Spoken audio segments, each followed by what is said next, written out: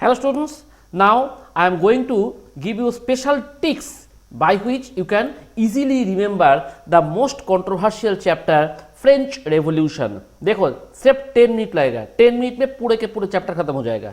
देखो पहले क्या है,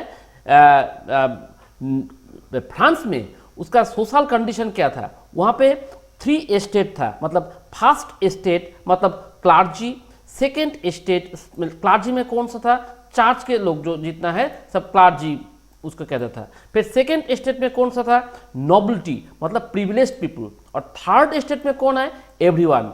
इन दोनों को छोड़ के जितना सारा आदमी है सभी थर्ड एस्टेट में आ जाता है। This was the condition of society. Now we are just paying attention towards what are the main causes of French revolution. देखो if we discuss in different distinctly, political cause में क्या है, जब Louis 16 ने थ्रोन में आया उस time देखा ट्रेजरी एम्प्टी हो गया। क्यों एम्प्टी हो गया, क्योंकि फ्रांस ने 13 अमेरिकन कॉलोनीज को हेल्प किया था उनको इंडिपेंडेंस लाने के लिए, इसके लिए इनका ट्रेजरी खत्म हो गया। सोशल कॉजेस क्या था, सोसाइटी में 3 डिविजन्स था, 3 एस्टेट था। फर्स्ट 2 एस्टेट जो था क्लार्जी और नोबिलिटी, इन दोनों ने प्लेंटी ऑफ प्रिविलेजेस एंजॉय करता था लेकिन टैक्स कुछ नहीं देता था। लेकिन थर्ड एस्टेट को टैक्स देना पड़ता था। ये टैक्स क्या क्या था, 2 टैक्स था, एक था टेलिस, एक था टेथिस। टेलिस मतलब गवर्नमेंट को देना था और टेथिस मतलब चार्ज को देना था। अब इकोनॉमिक कॉस्ट क्या आया, during short period we observe population increase from 23 million to 28 million. So for this people the state needs to have sufficient grains, but during that time government paid no attention or little attention. As a result, the price of bread increased, which led to the subsistence crisis. What is subsistence crisis? देखो within a short period population increase हुआ लेकिन food grain ज़्यादा नहीं आया, इसीलिए people को क्या hunger बहुत फेस करना पड़ता था। इस टाइम पोर और रिच पीपल में बहुत गैप हो गया और पीपल जो है खाने के लिए बहुत तरसता था। इस period is known as subsistence crisis in France. Next thing is tennis court oath, it is one of the most important thing. तो ये क्या है, देखो फ्रांस के वर्साइलिस जो जगह है, वर्साइलिस में सेंट लुइस एक जगह है, वहाँ पे थर्ड एस्टेट का जितना सारा आदमी था ये लोग मीटिंग किया। कब, 20 जून 1789। उस दिन क्या हुआ, इन लोगों ने तय किया था कि जब तक हमारा कॉन्स्टिट्यूशन रीराइट नहीं होगा तब तक मीटिंग खत्म नहीं होगा। तो this is the main concept of tennis court oath.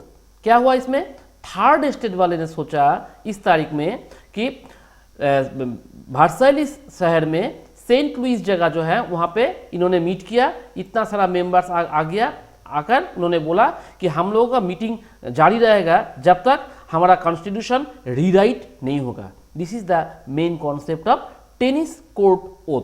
ठीक है, अब देखो आउटब्रेक, लुई 16 ने क्या किया, उनका ट्रेजरी एम्प्टी हो गया, इसीलिए टैक्स इंक्रीज कर दिया। और ओल्ड रेजिम में क्या था, जब टैक्स इंक्रीज करना है तो एस्टेट जनरल को बुलाना होता था। तो इस डे 5 मई 1789 लुई 16 जनरल एस्टेट जनरल को कॉल किया मीटिंग करने के लिए। लेकिन वहाँ पे फर्स्ट और सेकेंड एस्टेट 300 रिप्रेजेंटेटिव सेंड किया और थर्ड एस्टेट वाले ने यहाँ पे 600 रिप्रेजेंटेटिव सेंड किया। थर्ड एस्टेट वाले का डिमांड था each member would have 1 vote. क्यों, क्योंकि ये लोग 600 है, सबसे ज़्यादा है, तब इनका ही मत एस्टेब्लिश होगा। Next thing is that severe winter and bad harvest, this two क्या इन दोनों के लिए क्या हुआ, price of bread increase. Price of bread अगर इंक्रीज हो जाए तो महिला जो है इनको गुस्सा आ गया, खाना कहाँ से मिलेगा, इसीलिए 14 जुलाई को क्या किया, दे डिस्ट्रॉयड द बेस्टिल। देखो अब क्या हुआ, फ्रांस बिकम कॉन्स्टिट्यूशनल मोनार्की, मतलब किंग को अभी तक इन लोगों ने रख दिया लेकिन इनका पावर बहुत सीज हो गया। अब क्या हुआ, कॉन्स्टिट्यूशनल मोनार्की अगर आ गया, वहाँ पे न्यू कॉन्स्टिट्यूशन आया। न्यू कॉन्स्टिट्यूशन में फर्स्ट पेज में जो था declaration of right of main and citizen, यहाँ पे क्या हुआ, ये लोग पहला जो किया मोनार्क का जो पावर था एब्सोल्यूट और सुप्रीम पावर इनको लिमिट कर दिया और लेजिस्लेटिव, एग्जीक्यूटिव, जुडिशियरी इन तीनों को सेपरेशन ऑफ पावर्स बना दिया। मतलब हर एक डिपार्टमेंट दूसरे डिपार्टमेंट में इंटरफेयर नहीं कर सकते। और क्या हुआ, rich man alone can got the right to vote, ऐसा ऐसा बहुत सारा प्रोविजंस इन लोगों ने बना दिया था न्यू कॉन्स्टिट्यूशन में। अब देखो जब फाइनली मोनार्क को हम लोग हटा दिया, उस टाइम वहां पे देखा कि जैकोबिन क्लब का एक हेड है, उसका नाम था Maximilien Robespierre. This person Maximilien Robespierre, इनका जो पीरियड है 1793 to 1794, this period is called reign of terror. क्यों? क्योंकि रोबोस्फियर ने फॉलो किया था सीवियर कंट्रोल एंड पनिशमेंट। अगर कोई भी बंदा कुछ कह दे तो उसको पनिशमेंट दे दो। क्या पनिशमेंट? Death sentence. वहाँ पे दो चीज़ बहुत अच्छा किया था, मतलब एक तो मीट और ब्रेड जो है उसको रेशन कर दिया, मतलब मिनिमम प्राइस में हर एक आदमी को मिलेगा, और they shot to equality regarding freedom of speech and address. देखो रेन ऑफ टेरर क्यों कहा गया? इस time within 14 months of his rule, just 14 month इन्होंने रूल किया था। इस टाइम क्या क्या 3 लाख पीपल को सस्पेक्ट किया था, सस्पेक्टेड अरेस्ट किया था। Officially 17,000 people were executed. कहाँ पे? ये गिलोटिन में, यहाँ पे बी हेडेड करता था। और 10,000 people are died in prison without trial. Jail में भर्ती कर दिया, बस तुम लोगों को कुछ नहीं होगा, अब चलो तुम लोग यहाँ पे डेथ हो जाओ।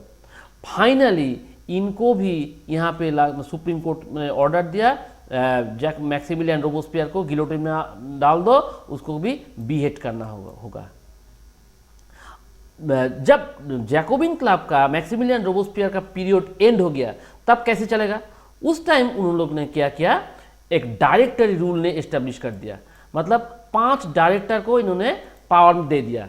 ये 5 डायरेक्टर्स जो है उनको पूरा का पूरा पावर दे दिया। कब? 1795 से 1799, इस पीरियड में ये लोगों को रूल करने के लिए पीपल ने बोला था, लेकिन दे हैव फेल्ड। क्यों? क्योंकि they did not pay proper attention in all respect, rather they were engaged among themselves regarding the tussles for decision making, because they were not attached or they were not equal minded. As a result, they paid more attention for the tussling among themselves, for establishing their own words instead of consensus. As a result, the people realized that this type of rule cannot be continued, so we need to bring about some changes. So what to change and how to change? They decided that we need to bring any person who belongs to military person, so they choose Napoleon Bonaparte. Napoleon Bonaparte, being a member of third estate, he realized, he knew that what the people desires. As a result, he introduced plenty of reforms so that these reform can help the people of third estate. First of all, he considered that we need to abolish the special privileges based on birth. All the existing taxes will be waived out, and finally 1804 he crowned himself being the emperor of France. After crowning himself, he started to conquer the neighboring countries of Europe. But this is the most alarming thing. As a result, the nearby kings, that is England, Prussia, Austria, all these kings come together and to stop Napoleon. And finally, in the Battle of Waterloo in 1815, they combinedly attacked Napoleon and stopped him. This is the end of Napoleonic era.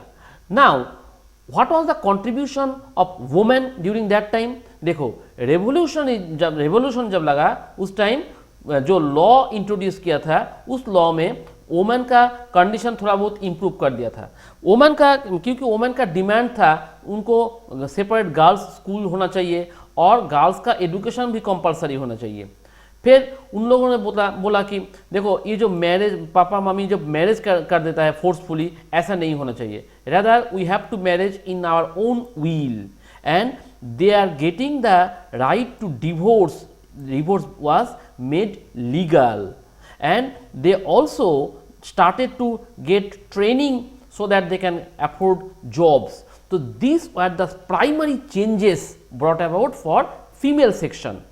Now the next thing is abolition of slavery.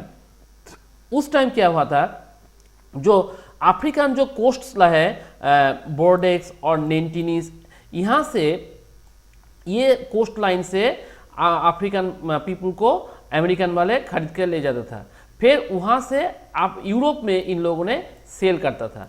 So during the period of Louis 16, it was continued, but after Louis 16 whenever Jacobin club or Maximilian Robespierre came in power, he stopped this unethical or inhuman practices. Maximilian Robespierre stopped it. But once Napoleon came in power, he again reintroduced the slavery. Finally, after Napoleon Bonaparte, the practice of slavery was continued, but in 1848 by making a law, this slavery became finally abolished from France. So this is the brief analysis of this chapter, and I think all of you better understand, and as I told you, within 10 minutes I definitely I must finish it. So this is the brief analysis and it is very much easier to you to remember these things. And of course subscribe my channel, make a comment and like it and share it among your friends. Thank you.